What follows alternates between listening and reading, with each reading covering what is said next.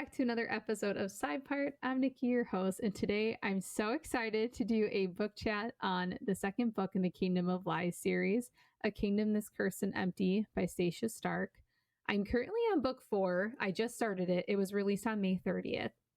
But when I say that this book has taken up some, real estate in my soul, I'm not kidding. It's like one of those series that I don't think I'll ever quite let go. I will say that this chat will be very spoiler heavy. I don't think there's any way around that. If you haven't listened to my book chat on book 1, I would do that before listening to this, which is the book chat on book 2. But I read this book initially with my Discord.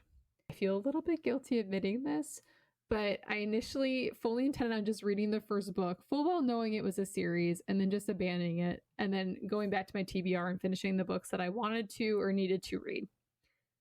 And that didn't happen. I read this book, the first book, and I quickly went to the second and the third. And now that the fourth's out, I've kind of tossed aside everything else that I was supposed to be reading or need to read or want to read because I am just so firmly invested in this series. Excited to dive right in, but I want to also highlight that if you're not part of my Discord and you want to read a book with us or even just be part of an amazing group of people who have great bookish discussion, the link is in my bio on my Instagram, so go ahead and check it out. Okay, so we ended book 1 with Prisca, and we just found out her name. I think I'm saying this right. I hope I am. Her name given at birth was Nalera, but for sake of just the book and the bookish discussion, I'm just going to keep calling her Prisca because as of right now, as far as I know, that is what she's going by and what she likes to be called.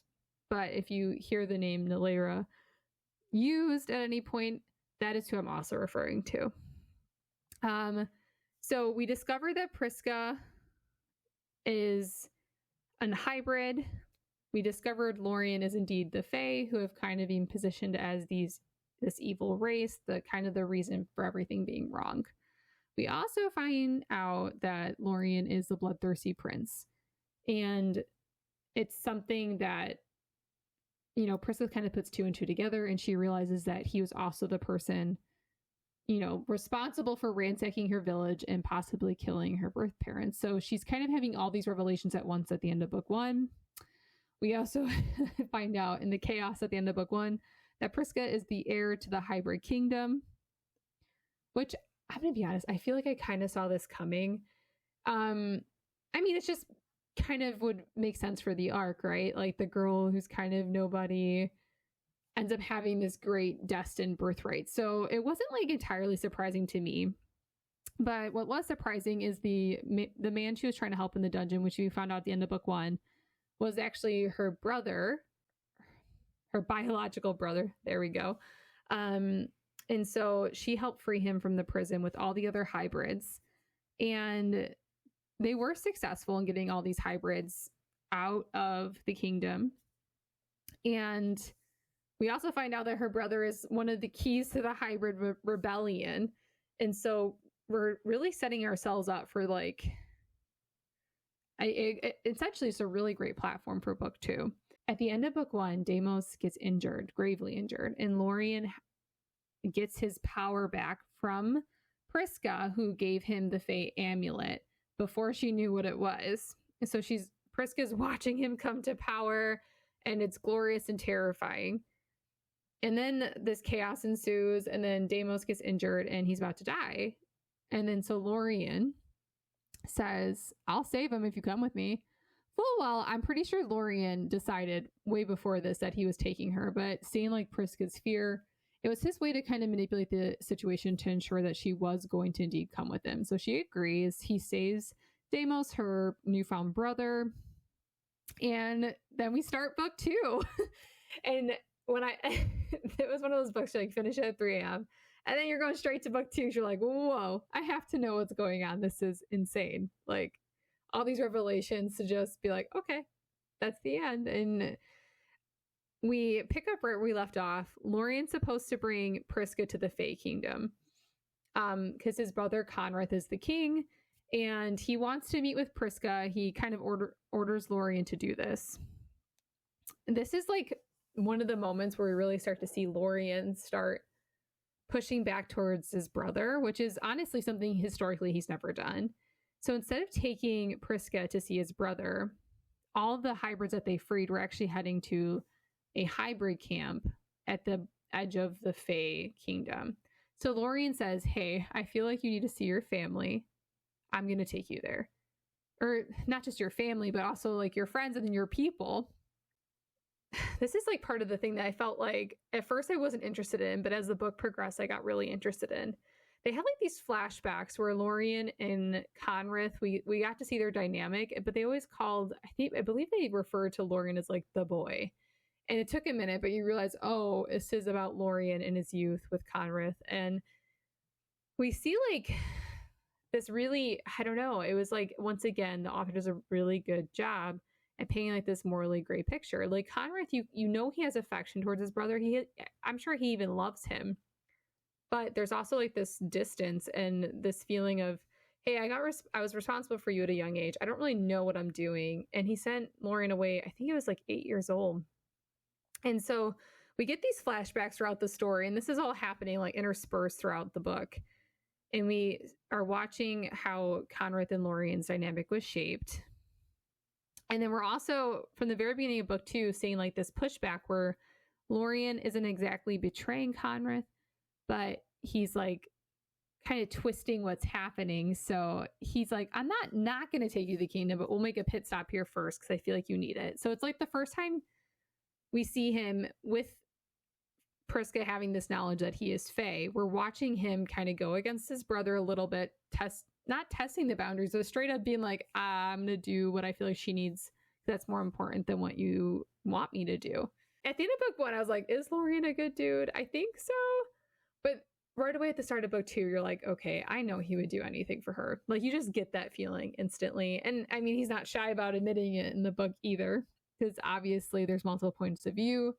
Prisca and Lorien, while they're at this hybrid camp, I mean, I will say emotionally, they don't connect for a while, but intimately they do. So if you're someone that felt like you wanted more spice in the first book, well, you got it in the second. I'll be honest about that. But you could just tell that there's this wall there. And obviously, this is kind of nuanced for me because typically, I hate the miscommunication trope. Like it's one of those tropes that drives me absolutely crazy. I hate when people don't communicate just because they don't want to. But what was different about book 1 was Lorien literally could not tell her he was Fae. He barely knew her. So in a sense, it's like, okay, I'm trying to like help my people defeat this evil king. Me not telling you isn't exactly hurting you. Like I haven't lied to you exactly. I just withheld the fact that I was Fae because I felt like it would have put her in danger, but 2, it would have endangered his entire mission. And so I wasn't angry with the fact that he didn't tell her he was Fae, but I feel like it put up this wall between them, and it's a little bit frustrating because as the reader, you're like, get over it. It's fine. But to her, it felt like he betrayed her trust deeply. And I mean, he did, but I guess the author does a really good job of making you sympathize with Lorien. Ultimately, I felt a little bit frustrated with Prisca at this point. I really liked her at the end of book 1, but in the beginning of book 2, I was like, just snap out of it already. It's fine. Oh man, maybe this doesn't make me a good like literary critic, but it's just how I felt. The best part about this was every time she would push back and be like, yeah, no, I'm good, Lorien's like, yeah, I'll wait. He's like, I'm Fae, I got time. And I don't know what it is about fantasy books, but when like there's this Fae guy and the girl's like, you know, pushing him away, like I don't want it, and the Fae is just like, yeah, I'm still here, I'll wait. That to me is like, like I don't know why that makes me blush. I like all like this spicy stuff. Yeah, don't care about it. But when the guy's like, yeah, I see you, I'll just wait. It's cool. Like I'll just wait. What? Like I'm sorry. Every time gets me every time. Every single time. And I'm not saying it hasn't been done before. Obviously it has, because I've made it this like micro trope of something that I just absolutely adore. But yeah, so when he said that, I was like, okay, this series has become one of my new favorites immediately. So I'll admit this. don't love training sequences in books. I don't love when the character, I know they're essential for the character to get more adept at fighting, for them to get stronger. Like there has to be time for that to happen. But one of the things I liked about Throne of Glass was Aelin was already kind of a badass. So when she went into Throne of Glass, or when we were reading Throne of Glass, like she had to regain her strength, but she was already like awesome at fighting. We're kind of watching like, you know, almost like fledglings trying to find themselves again. And I don't know, it was well written. It just wasn't my favorite part of the book. I was kind of excited to get out of the hybrid camp because I feel like that's when the story really picked up. This sequence is important because this is where we find out her best friend Asinia's ability. She said, "Oh, I'm just really precise. When I sew, like you can tell that everything without even trying is just exactly where it needs to be." And so they kind of deduced that her ability as a hybrid was to have like excellent aim. So she was really pressing the crossbow. And I feel like that's going to play in more into book 4 with using her ability and making it more than what she initially thought it was. So, I mean, there was important things where we got to see how different abilities manifested and how they would be used in combat, because historically we have to remember hybrids weren't allowed to use their abilities for fear they were going to be found. They had to kind of pretend they were human. They didn't even know what a hybrid was. You know, they're just living in these human villages trying to conceal their abilities because they thought they were just corrupt. And so I understand these scenes are important, right? It's important for them to learn about their abilities, to harness them, to learn how to fight just with hand to hand. So I know it's important. I'm just saying it wasn't my favorite. Okay, let's move on. The hybrid camp is also important because Conrith, the Fae King, shows up in his full regalia. And Lorien does make note at one point. He goes, "My brother never does this. He doesn't wear his crown. It's really rare." So he makes a point to show up in like crown, full regalia. Conrith waits till Lorien's gone and he pulls Prisca into like his tent, and he essentially tasks her. I can't remember exactly what it was, but it was a few things. It was I think she needs to gain support. I forget the name of the kingdom. She needs to gain support from a specific kingdom. I think it was Gramalia. I don't know, I'll probably correct that later. And then she needs to travel to her own kingdom because she's never even been to the hybrid kingdom. She knows nothing about it. So how can she lead for a country she knows nothing about and also fight for something she's not even familiar with? Okay, like valid.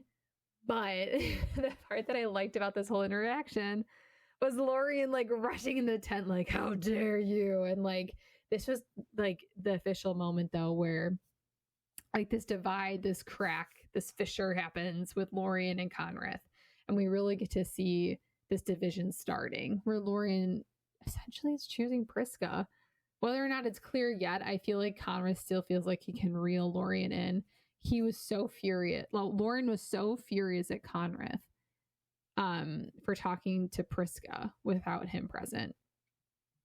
I mean, it is kind of like that alpha, like Fae male energy that, you know, can be kind of annoying, but I mean, I don't know. I feel like I low-key love it every time. This author just knows how to weave every one of my favorite attributes and tropes into one story. So if you also love that, you'll like this book. So after this meeting, Conrad sends Lorien away, and Prisca kind of uses the opportunity to like go do the task that Conrad wanted her to do. And so Lorien returns and he's, you know, all happy, waiting to see Prisca. Because at this time, you have to remember, like, him and Prisca don't have like that good of an emotional relationship or connection. But essentially, for lack of better terms, they're still hooking up. So obviously, yes, he's excited to see her. He's looking for her. And she's not there. So obviously this enrages Lorien. He essentially double times it, catches up with her. And, you know, of course, it's always like that perfect timing where he essentially saves her. Lorien decides that he's going to like accompany her on her travels, and he's going to go with her to the kingdom, to the hybrid kingdom, to, you know, get the support that they need. All against, I think Conrad gave him 3 weeks at this time. So technically he's still like going with his brother's blessing, because, you know, after Lorien found out that Prisca left, Conrad's like, I'll give you 3 weeks to wrap this up. And so I do want to pull up a quote here because I feel like it's important. So they're traveling and Prisca says, I've gone my whole life feeling like I'm holding my breath, like my lungs are burning, like I'm desperately fighting for each gasp of air. But when you're around, I can breathe. And I'm furious at you because when that ends, when we're forced apart, I don't know how I'll take a full breath without you. So this is like her first confession, essentially, when she finally admits, like, you mean more to me than I'm letting on. I mean, I think Lorien already knows this, but it's important.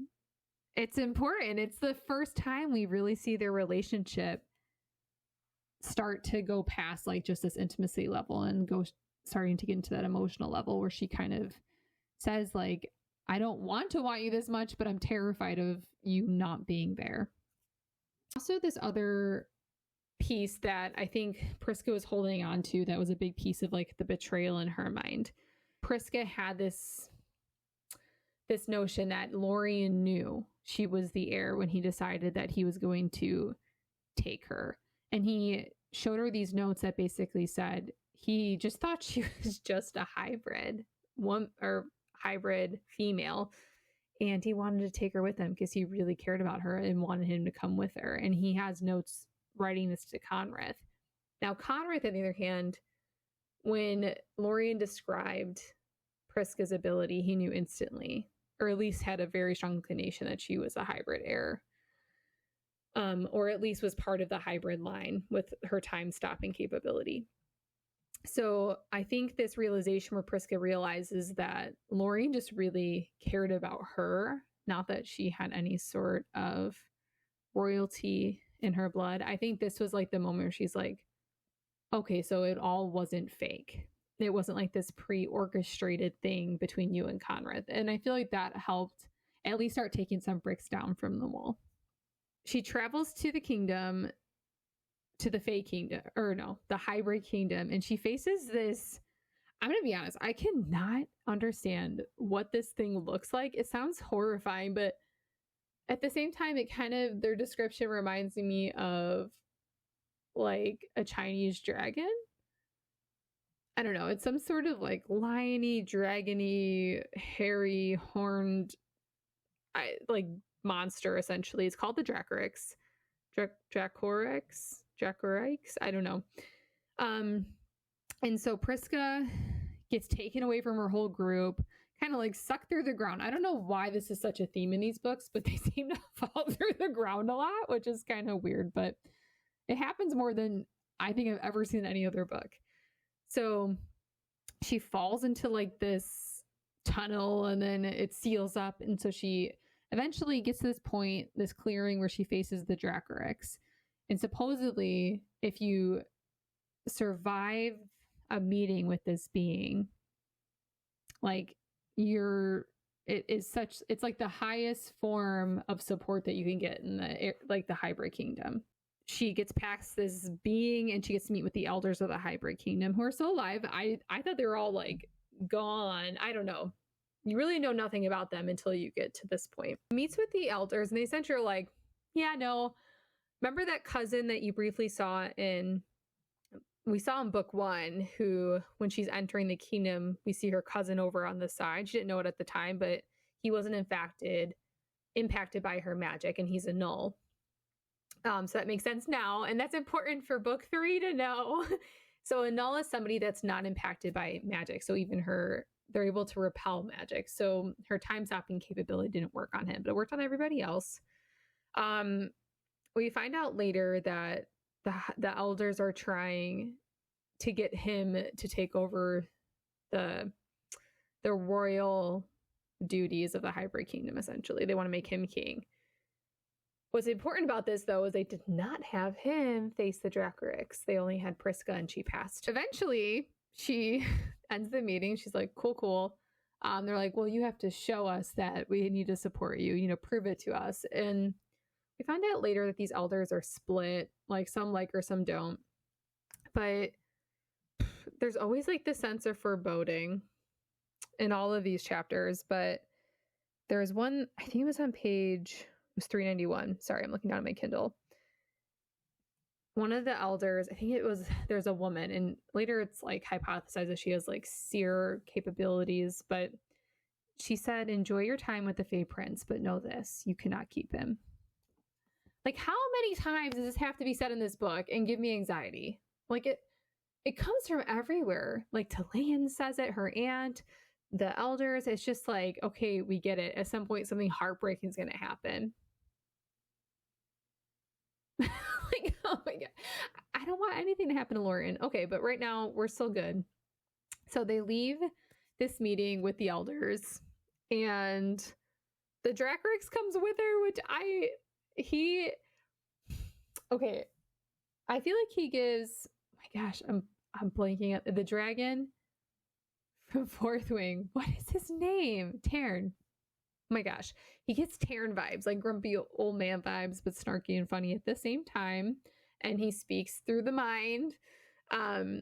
So if you like animals that kind of have human capabilities, I think you'll like this part.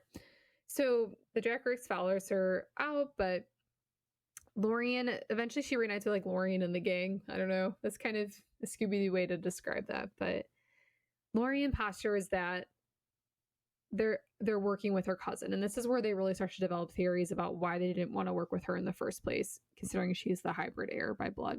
Lorien kind of is like, yeah, sus, don't trust him. But like at the same time, Prisca's like, this is my kingdom. I need to figure this out. She's not happy, but she's also like, oh, we got bigger fish to fry. Like I'm trying to deal with your brother's demands, their demands. They also keep saying that you can't keep him. And that's always like kind of in the back of her mind. So at this point, I'm sitting there like, where is this book going to go? Because I feel like, I don't know. Obviously they want to defeat Ragnar, but there has to be more at play here.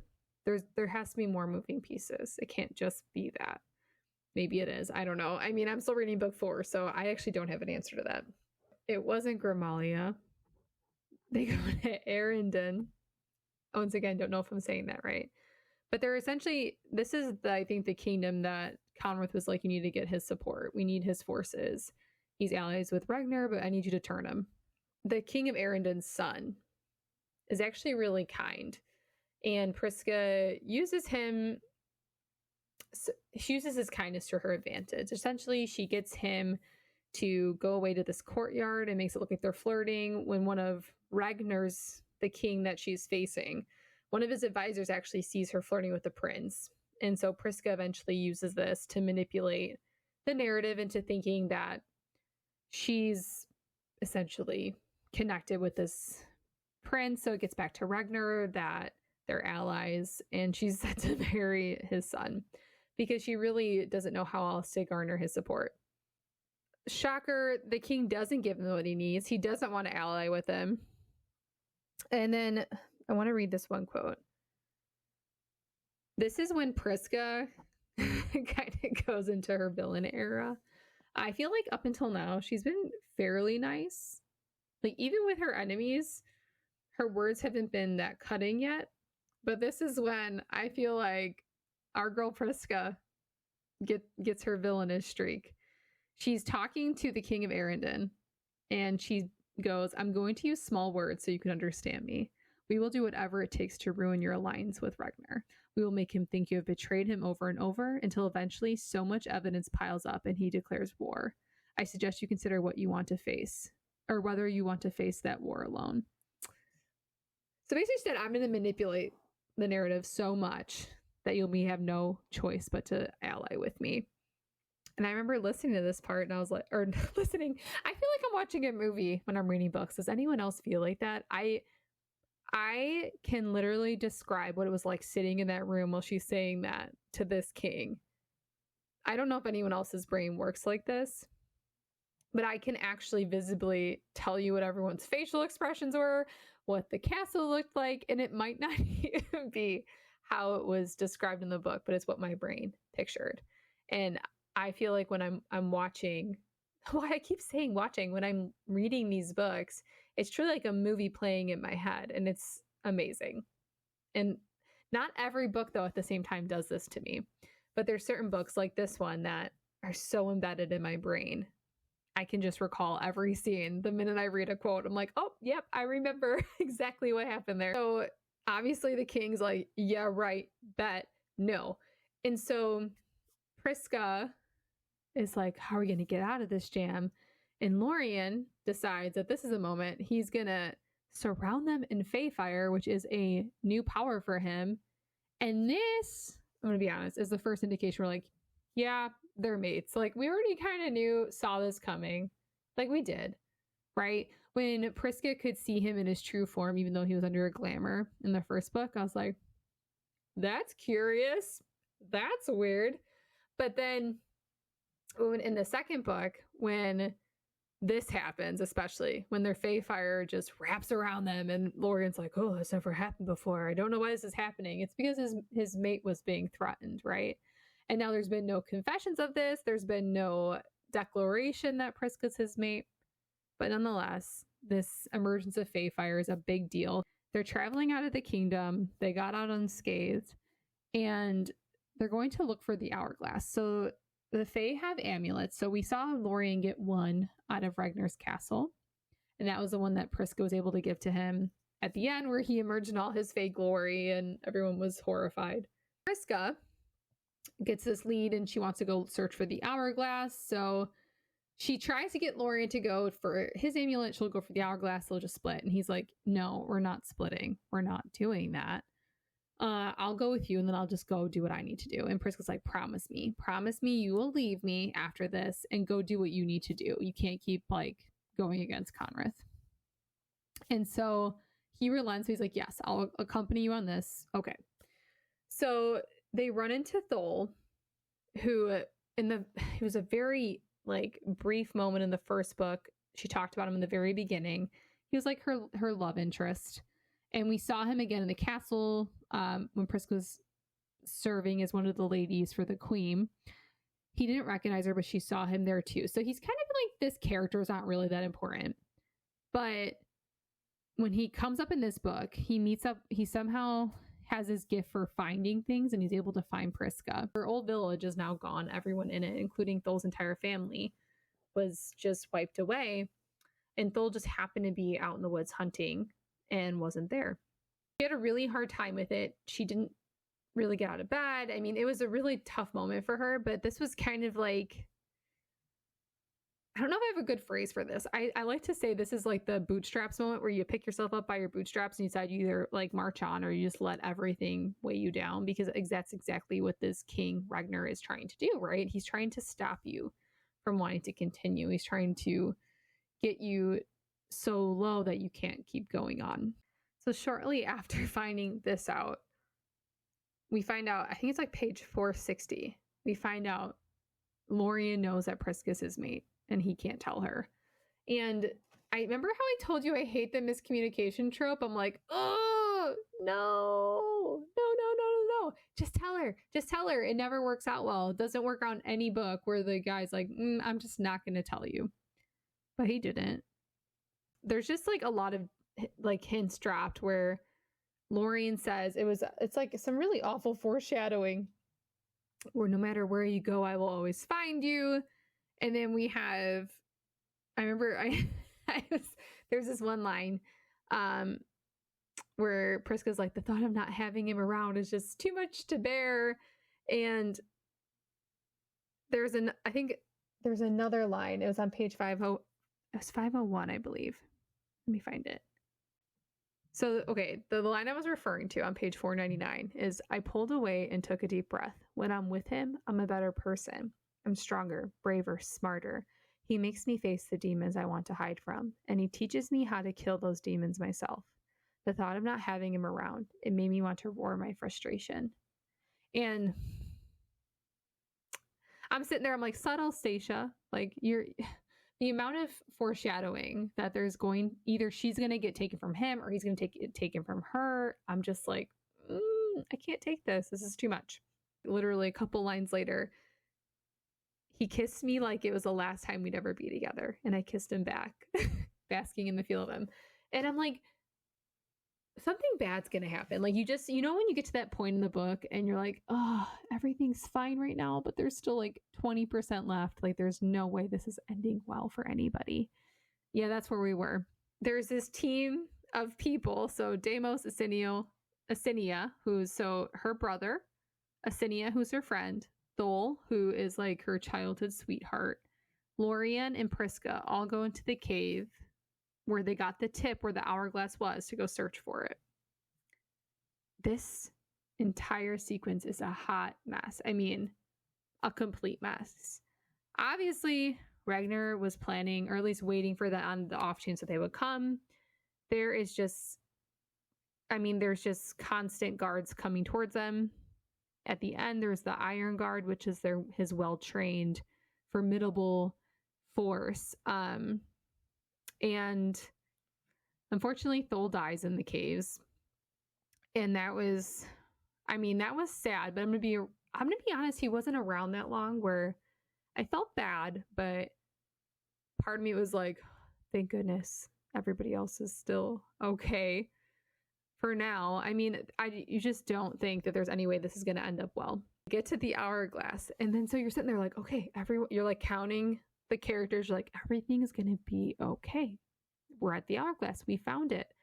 Lorien thinks that they can get to it. Turns out this hourglass has a sentience, and even though Ragnar warded it, the hourglass somehow manipulated the ward to also let anyone with the hybrid royalty blood get to the time, or the hourglass. So cool. It's gonna be fine.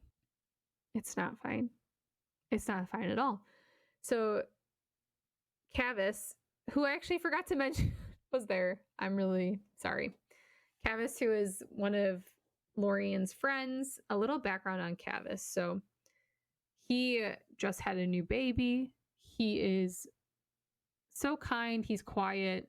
He's dependable. He's really close with Lorien. He's one of his like really close friends. He's gotten really close with Prisca. He's been so supportive. He's taken so much time away from his new baby and his wife to help support Prisca and Lorien.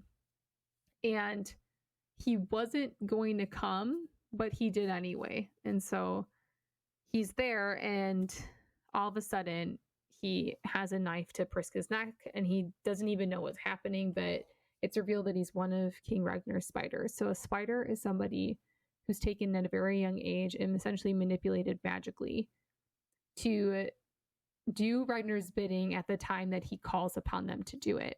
And they're not aware they are a spider until the moment that they're being controlled. And Cavis is fighting it. He's begging Lorien to like kill him and make him stop, and Lorien misses. And then Cavis and Prisca fall through the floor. I'm telling you, the amount of times people fall through floors in this book is just, I mean, it's not that many, but it happens more than the general fantasy book, I think. So they fall through the floor and the book's over. And this is why when I tell you, I immediately flew to book 2. I had to know what happens. We find out he's a spider, and Prisca's gone.